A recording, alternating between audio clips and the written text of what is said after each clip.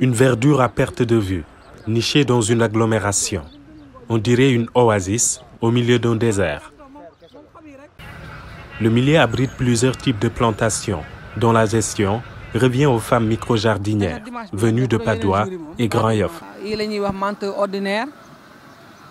Nous avons de la menthe ordinaire, de la menthe de sauge, de la menthe poivrée, mais aussi de la menthe marocaine.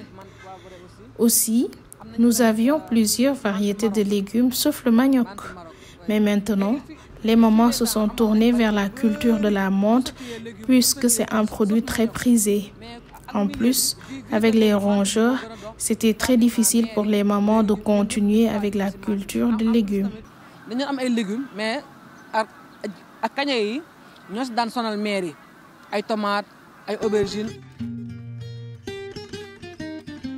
L'agriculture urbaine, encore appelée micro-jardinage, se développe dans les zones urbaines de la capitale sénégalaise. Au niveau de ce site, plusieurs variétés de légumes, plantes aromatiques, tisanes, épices, fleurs, entre autres variétés de cultures, s'y développent depuis des années. La moyenne d'âge des travailleuses est estimée à 55 ans. Malgré le poids de l'âge, ces femmes, plus que jamais motivées, se sont regroupées en GIE. Elle expérimente plusieurs variétés au niveau de ce jardin, avec des revenus qu'elle gagne quotidiennement. Une opportunité également pour leur autonomisation. Nous pratiquons l'agriculture saine. Il faut manger sainement car c'est bon pour la santé. Plusieurs personnes viennent acheter ici leurs légumes.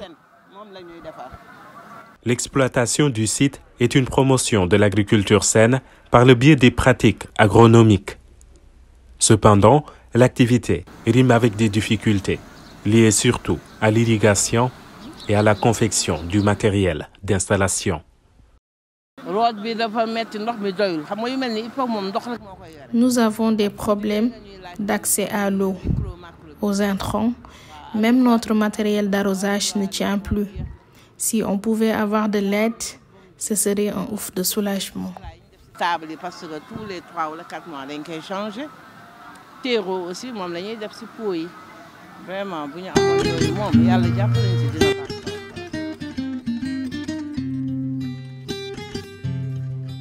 Le site accueille à longueur de journée des visiteurs.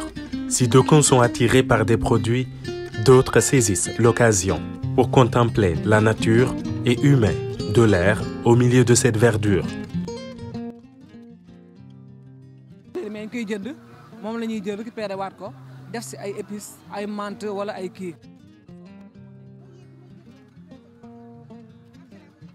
Une contribution écologique portée par des femmes qui se trouvent aujourd'hui entre le marteau du poids de l'âge et l'enclume de l'autonomisation.